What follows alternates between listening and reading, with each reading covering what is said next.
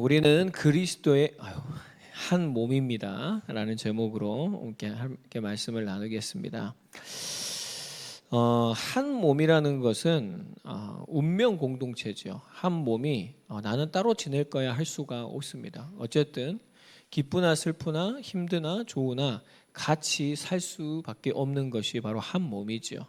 그리고 한 몸이라는 것은 각기 다르지만 하나가 돼서 움직여지는 하나의 목적을 이루는 그러한 유기체와 같다. 제가 이렇게 유기체라는 단어를 사전을 찾아보니까 뜻이 너무 좋아요. 많은 부분이 일정한 목적 아래 통일 조직되어 각 부분과 전체가 필연적 관계를 가지는 조직체. 이게 교회구나. 그렇죠. 우리가 정말로 많은 각 다양한 모습이 있지만 일정한 목적 아래 그 다양성을 가지고 예수님을 하나님의 영광을 위해서 통일 조직되었다. 그리고 이제 각 부분이 전체가 하나 되어서 필연적 관계로 움직이는 조직체다. 여러분, 우리 교회가 그러한 그리스도의 한 몸인 줄 믿습니다.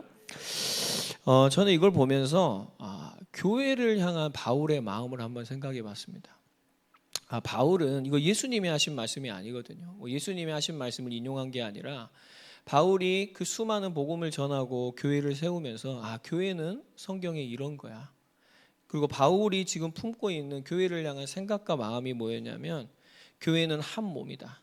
교회의 머리는 그리스도가 되시고 각 지체가 한 몸을 이루는 것이 교회가 아니라 오늘 12절에 보니까 그리스도도 그러하니라. 그게 바로 예수님이다라고 바울은 얘기하고 있는 것이죠.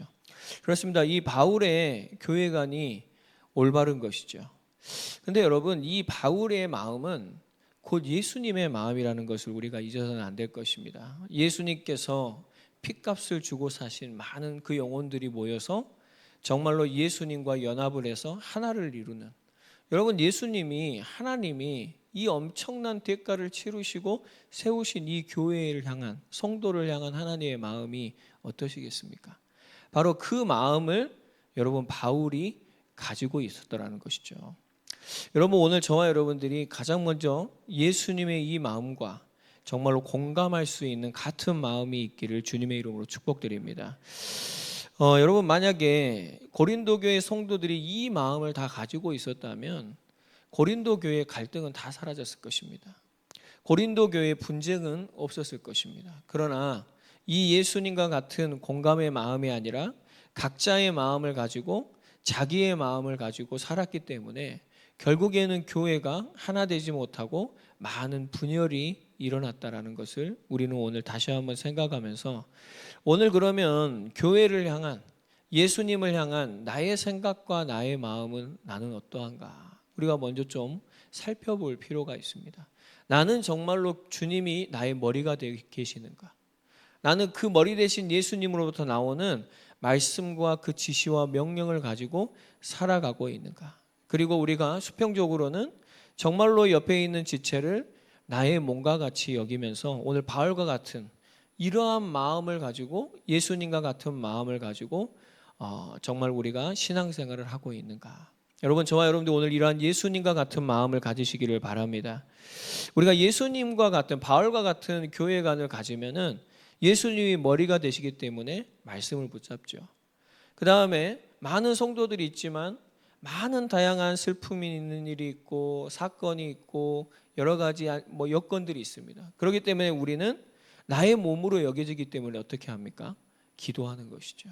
그래서 여러분, 오늘 우리가 가장 먼저 해야 될 사랑의 실천은요, 바로 우리가 머리 대신 예수 그리스도, 각 지체와 한 몸 되어지는 이러한 성도들을 보면서 정말 우리가 서로가 기도할 수 있는 그런 말씀과 기도가 회복되어지는 예수님과 같은 마음을 갖는 저와 여러분들이 되시기를 주님의 이름으로 축복드립니다. 우리 이 시간에 옆 사람에게 서로 축복합니다. 말씀과 기도를 회복합시다. 예. 그럼 여러분, 오늘 우리가 교회는, 우리는 그리스도의 한 몸이다 라는 것에 있어서 가장 먼저 생각해야 될 것은 무엇이냐? 한번 따라해 보겠습니다. 나는 그리스도와 한 몸입니다. 네, 우리가 예수님과 내가 연합되어졌다는 사실을 오늘 우리가 정말 먼저 깊게 묵상하고 우리가 배워야 할 줄 믿습니다. 우리 12절 13절 다시 한번 읽겠습니다. 시작. 몸은 하나인데 많은 지체가 있고 몸에 지체가 많으나 한 몸인가 같이 그리스도도 그러하니라. 우리가 유대인이나 헬라인이나 종이나 자유인이나 다 한 성령으로 세례를 받아 한 몸이 되었고 또 다 한 성령을 마시게 하셨느니라. 아멘. 그렇죠. 우리가 그리스도와 연합하면 한 몸 사상을 가질 수밖에 없게 되어지는 것이죠. 그런데 우리가 그리스도와 어떻게 연합되어졌냐? 바울은 유대인이나 헬라인이나 종이나 자유인이나 어떤 사람이든 간에 한 성령으로 세례를 받아서 한 성령을 마심으로 한 몸이 되어졌다. 오늘 이렇게 얘기를 하고 있습니다. 여러분, 우리가 세례를 받는다라는 것은 어떤 의미가 있냐면, 먼저 예수님께서 우리를 위해서 십자가에 죽으시고 부활하신, 우리가 그 예수님과 연합하는, 죽음과 부활의 연합이라는 아주 중요한 의미가 있습니다. 그래서 우리가 세례식을 한다는 것은 그 예수님을 향한 믿음을 어쩌면 실제로 연극하는 거예요. 실제로 실천하는 거죠. 나의 몸으로도 나는 그 예수님의 죽음과 부활을 믿습니다라고 우리가 신앙 고백하는 아주 중요한 그런 예식입니다. 그럼으로써 우리가 그냥 그 예식으로 끝나는 것이 아니라 우리가 예수님과 진정으로 연합을 하게 되면 나의 옛 자아는 죽고 우리가 그리스도와 함께 새로운 피조물로 그 부활의 그 생명에 연합한 자들이 되어질 줄 믿습니다. 이처럼 오늘 바울은 이러한 아주 중요한 일이, 그리스도와 한 몸이 되는 연합되어지는 일이 성령을 힘입어서 우리에게 되어졌다. 우리가 저번 주에 보았죠. 성령이 아니고선 예수님을 주라고 고백을 할 수가 없습니다. 오늘 여러분, 저와 여러분들이 성령으로 말미암아 예수님을 나의 주로 고백하는 이러한 한 몸이, 이러한 연합이 되어진 줄 믿습니다. 그러면 이거는 그냥 고백으로 끝나는 것이 아니에요. 우리가 그리스도와 한 몸을 이루었다라는 것은 주권적인 영역에 이전이 있습니다. 분명히 우리의 영혼과 우리의 삶과 이제는 우리의 모든 전 인격이 옮겨지게 돼요. 주권이 움직이게 됩니다. 우리 골로새 1장 13절 같이 읽습니다. 그가 우리를 흑암의 권세에서 건져내사 그의 사랑의 아들의 나라로 옮기셨으니. 아멘. 그렇습니다. 여러분, 우리가 예수님을 믿을 때 우리는 사탄의 권세에서, 흑암의 권세에서 건짐을 받는 것이고요. 우리가 하나님의 나라, 그리스도의 나라로, 그리스도의 통치로 우리는 옮겨지게 된 줄 믿습니다. 그렇다면 우리는 그 통치의 영역 가운데 사는 것이죠. 그러면 우리가 예수님과 한 몸이 되어졌다는 것은 오늘 말씀을 통해서 머리 대신 예수님께서 우리에게 주신 이제 말씀이, 그 명령이 우리에게 주신 삶이 되어지는 것입니다. 내 삶의 목적이 되어지는 것이고, 우리가 그 말씀대로 살아갈 때 우리는 이제는 한 몸이 유기체가 되어져서 이제 하나님의 영광을, 한 목적을 달성하는 그러한 아름다운 삶으로 저와 여러분들이 나아가게 되어질 줄 믿습니다.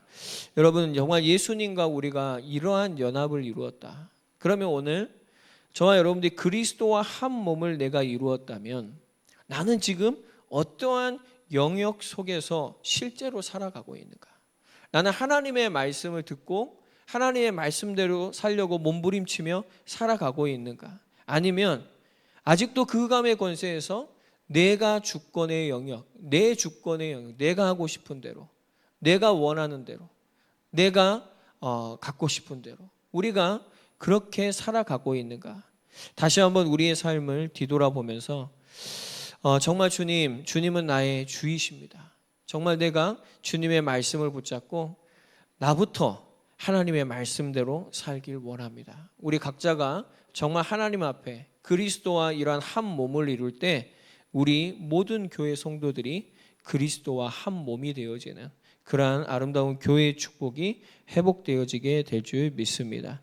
한번 따라해 보겠습니다. 나부터 하나님의 말씀에 순종하겠습니다. 여러분, 이것이 바로 시작임을 잊지 마시기 바랍니다. 그 다음에 두 번째로 우리가 그리스도의 한 몸이다라는 것은 어떠한 우리가 존재고 어떠한 상황 가운데 있는가 한번 따라해 보겠습니다. 의존과 조화를 이루어야 됩니다. 예. 나 혼자 살 수 있습니까? 나 혼자 신앙생활 잘하면 되는 것입니까? 예, 나부터 잘해야죠. 그러나 절대 여러분 나라는 존재는 혼자 할 수가 없습니다. 우리는 먼저 아까 말씀드린 대로 예수님께 우리의 삶이 전적으로 의존되어야 될 줄 믿습니다. 그리고 예수님을 닮아가야 돼요. 우리는 그러한 의존과 조화를 이루어야 될 존재이죠. 하나님의 말씀화 되어져야 돼요. 우리는 예수님화 되어져야 할 줄 믿습니다. 그러나 그것만이 아니라 우리가 정말 그러한 그리스도께 의존되어지고 조화를 이루게 되면 우리는 옆 사람을 바라보게 되고 우리는 그 사람에게 의존되어지고 또한 그 사람이 나를 의존하게 되어지고 우리가 서로를 섬기며 이러한 아름다운 조화와 화합과 우리가 한 몸이 되어질 때 여러분 하나님의 뜻이 우리 가운데 또한 이루어지게 되는 것입니다. 여러분 14절에서 우리 19절까지 다시 한번 읽어볼게요. 바울이 이렇게 얘기합니다. 제가 먼저 읽을게요. 14절입니다. 몸은 한 지체뿐만 아니요 여럿이니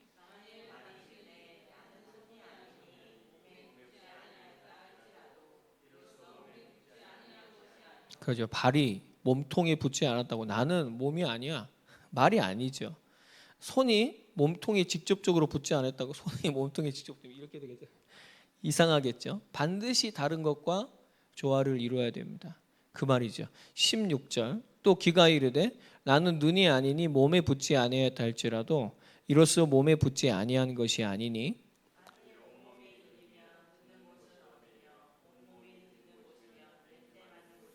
그렇죠. 다 눈이면 다 귀면 이상하겠죠. 그래서 각 지체가 다양하게 조화를 이루고 있다는 것을 바울은 얘기하고 있습니다. 그러나 이제 하나님이 그 원하시는 대로 지체를 각각 몸에 두셨으니 만일 다 한 지체뿐이면 몸은 어디냐. 아멘. 그렇습니다. 오늘 바울은 이렇게 발도 귀도 다 몸에 붙어 있는 것이다. 그리고 온 몸이 눈이 될 수 없다. 냄새 맡는 코도 있어야 되고 귀도 있어야 되고 다 필요하기 때문에 하나님께서 각 지체를 만들어 놓으셨고 또한 이 모든 것이 몸에 연합되어져 있다. 그렇습니다. 여러분, 다양한 지체가 있지만 분명한 것은 서로 연결되어져 있습니다. 그리고 분명히 서로 의존되어져 있습니다. 여러분 손이 마음대로 움직일 수 있나요? 아닙니다. 손목이 필요합니다.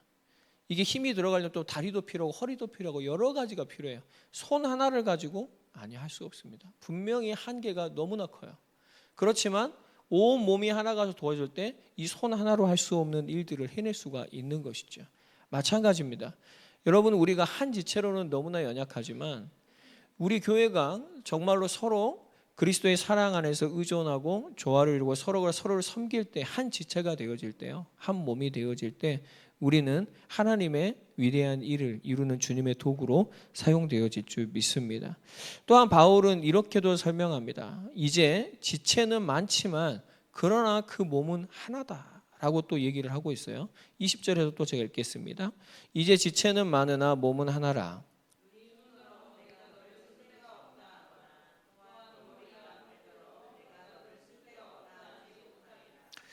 네, 이제 위치적인 거였는데 이제 쓸모가 있냐 없냐 이런 것들이죠. 우리가 이렇게 생각할 수 있습니다. 내 인생에 무슨 쓸모가 있겠냐? 내가 뭐 잘하는 게 있냐?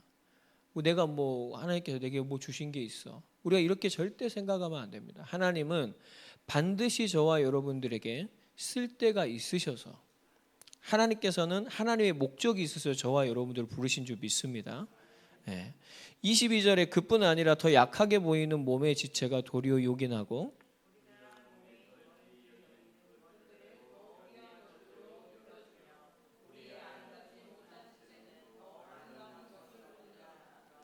그렇죠. 약해 보이는 것은 오히려 지체가 도리어 요긴하고 또한 덜 귀히 여기는 것은 더욱 귀한 것들로 입혀준다. 그렇죠. 연하고 굉장히 약한 것들은 덮여 있고 숨겨져 있죠. 그래서 하나님께서 그렇게 만들어 놓으신 것입니다. 또한 아름답지 못한 지체는 더욱 아름다운 것을 얻게 되어진다. 이렇게 얘기하고 있죠. 24절에 우리의 아름다운 지체는 그럴 필요가 없느니라 오직 하나님이 몸을 고르게 하여 부족한 지체에게 귀중함을 더하사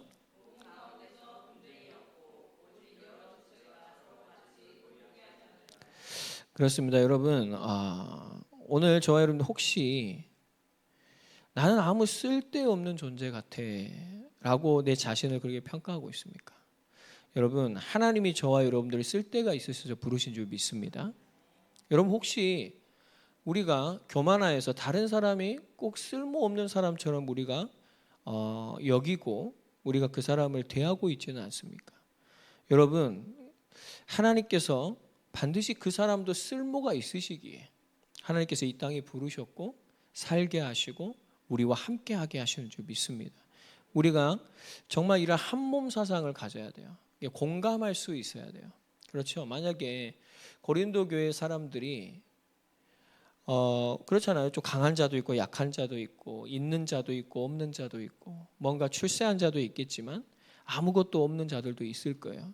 근데 만약에 반대의 사람이 그 사람의 약한 자들의 없는 자들의 마음을 조금만 공감했다면, 만약에 여러분이 있는 자들이 없는 자들을 조금만 공감했다면 그들이 오기 전에 거기 있는 성찬식의 음식을 다 먹었을까요? 안 그랬겠죠. 그걸 공감하지 않는 것이죠. 자기 입장만, 자기만 생각하기 때문에 다 먹어버리고 무시하고 함부로 대하고 그렇게 대하는 것입니다. 여러분 한번 생각해 보세요. 만약에 다른 사람이 나를 그렇게 내가 약할 때 함부로 대한다고 생각해 보십시오. 엄청나게 화나겠죠. 힘들겠죠. 여러분, 우리는 그러한 것들을 공감할 수 있어야 됩니다. 그리고 오늘 여러분, 예수님은 우리를 몸을 고르게 하시려고 오히려 부족한 지체를 더욱 귀중히 여기신다. 여러분, 혹시 내가 너무나 부족하게 여겨지십니까? 왜 나는 공부도 못하고, 왜 나는 능력도 많이 없는 것 같고, 나는 인격도 훌륭하지 않은 것 같고. 여러분, 사람들은 나를 쓸데없다, 이상하다 그렇게 여길지 모르지만 분명히 하나님은 여러분들을 더욱 귀중히 여기시는 줄 믿습니다. 여러분, 그래서 우리의 그러한 약함을 가지고 하나님께 나아가야 되는 거예요. 그 약함을 가지고 예수님께 나아갈 때 우리는 그 예수님의 위로와 예수님의 회복을 경험하게 되어지고요. 또한 우리는 그러한 과정이 있어야 됩니다. 반드시 있어야 돼요. 예수 믿으면 무조건 좋은 일만 있다? 그게 아니에요. 반드시 쓰라림과 문제와 외로움과 굉장히 아픔이 있어요. 근데 여러분, 그렇게 해서 어떻게 되냐면 예수님께 나오게 하세요.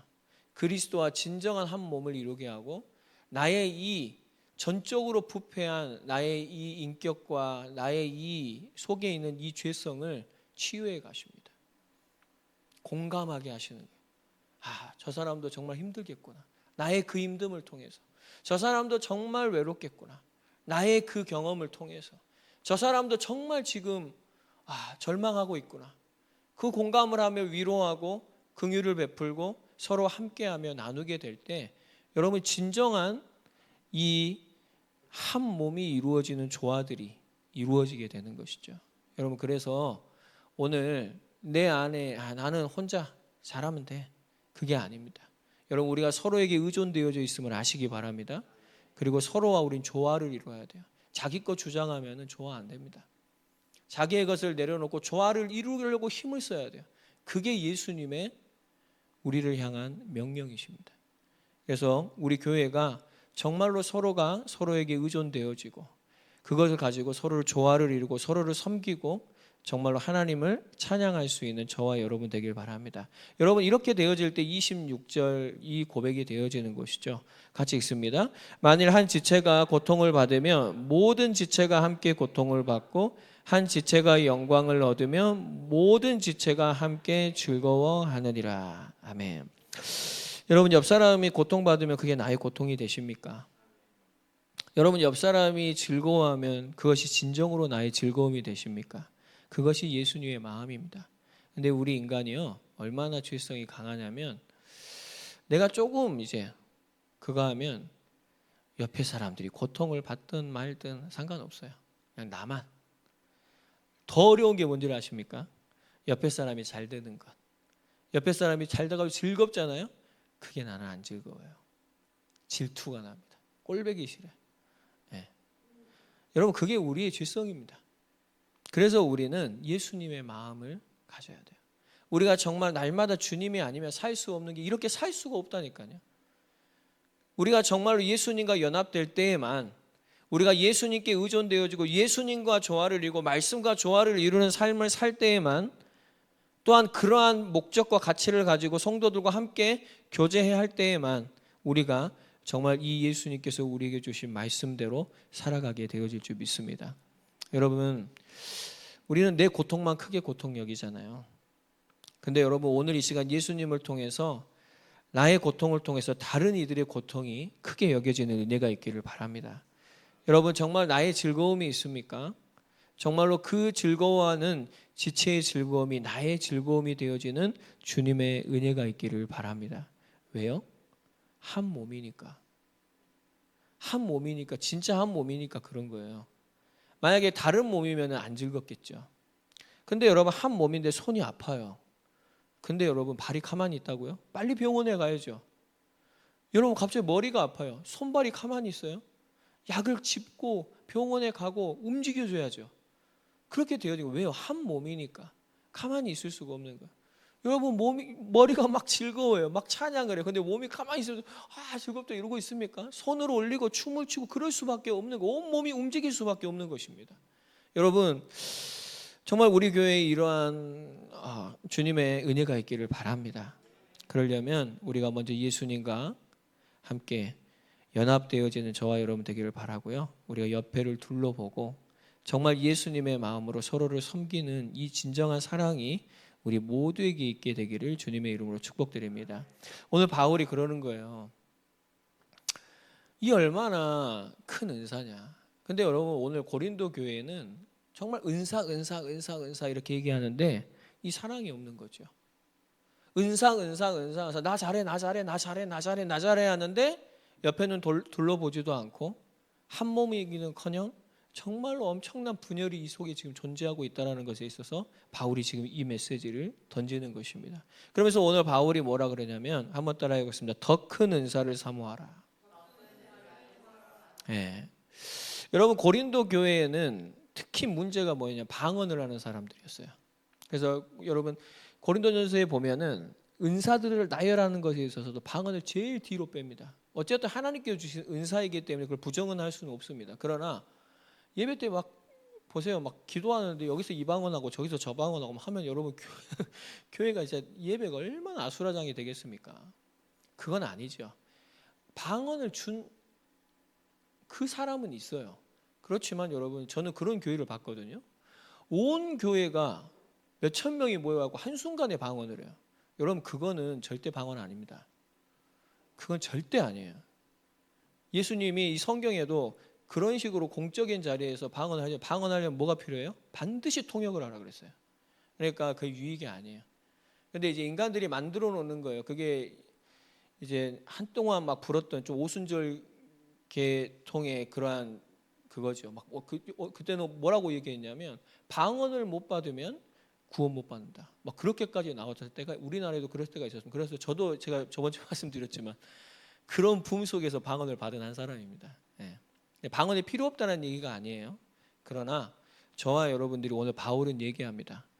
더 큰 은사를 사모해라. 더 큰 은사를.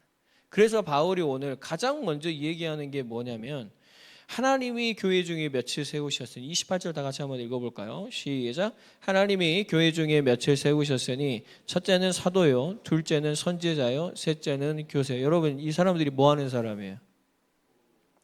복음, 말씀 전하는 사람들입니다. 이게 가장 큰 은사예요.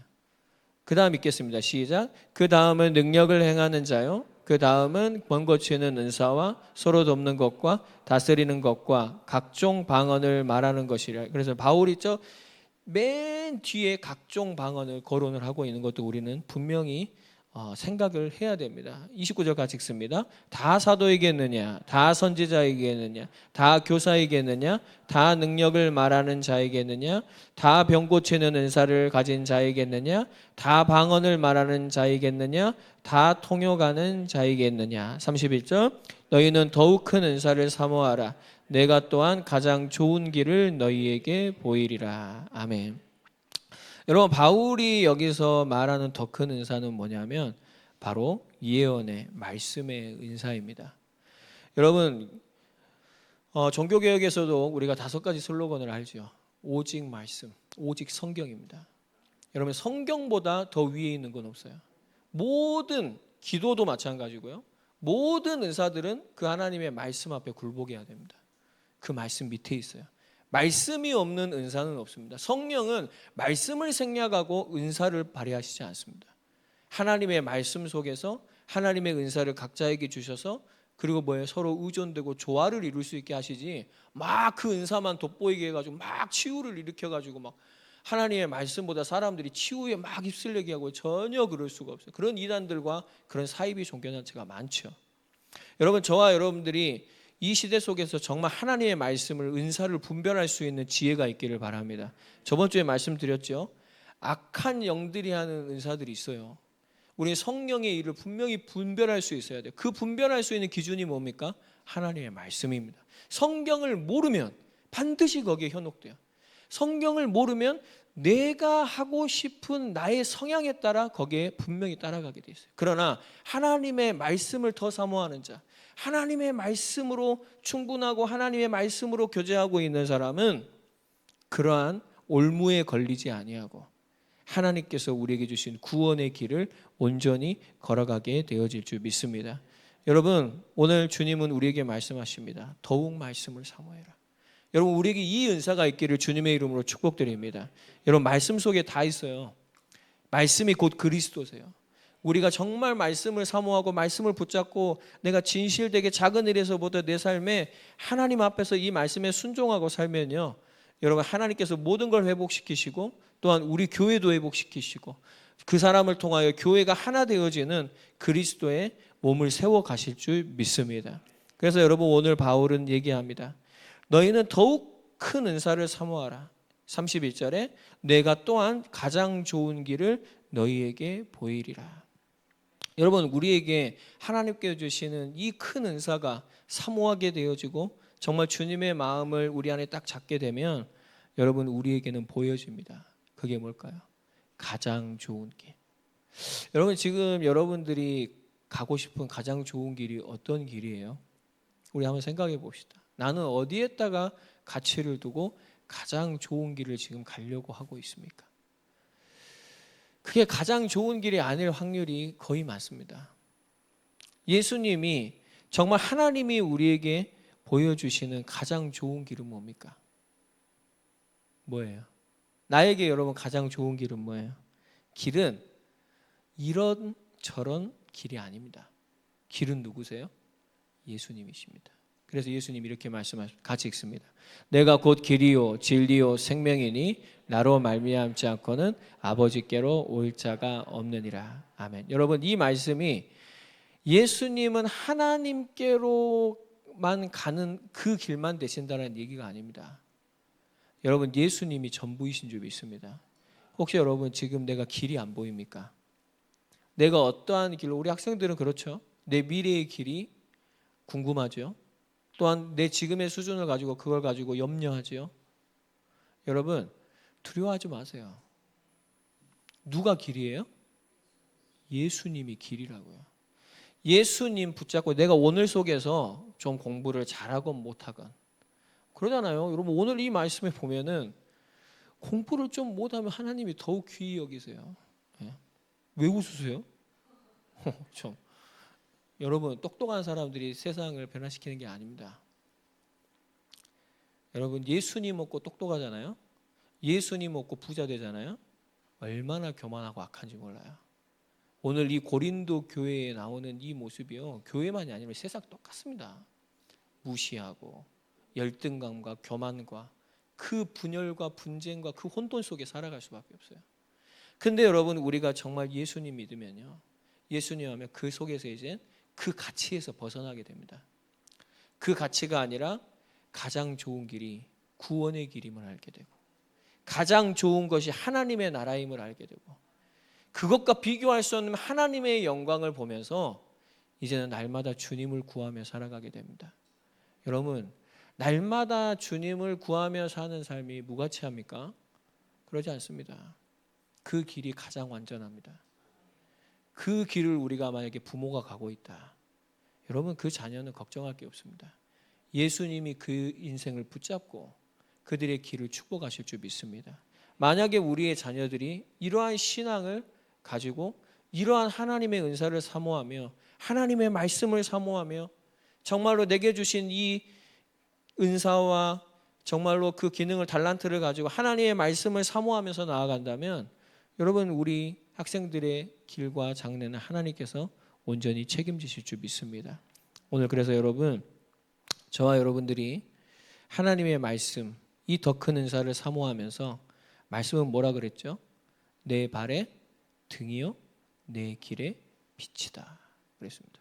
말씀이 없으면 우리는 어둠에서 살 수밖에 없어요. 말씀이 오늘 내 바로 앞에를 비치는 후레쉬예요. 그거 없으면 다른 데 가요. 내 발의 등이요 내 길의 빛입니다. 오늘 여러분 이 은사를 사모하고요. 더욱더 하나님의 말씀을 들으시고요. 고백하시고 이 말씀 붙잡고 기도하시면서 예수님과 함께 예수님이 우리에게 허락하신 그 생명의 구원의 길로 하나님의 나라를 향하여 나아갈 수 있는 정말 하나님의 사람들 그리스도의 한 몸들이 우리 모두가 되어지시기를 주님의 이름으로 축복드립니다. 우리 이 시간에 오늘 주신 말씀 붙잡고 함께 기도하며 나아갔으면 좋겠습니다. 주님께서 우리를 한 몸으로 부르셨습니다. 주님 나에게 예수님의 마음을 주십시오. 주님 나에게 공감할 수 있는 마음을 주십시오. 역지사지의 지혜를 주십시오.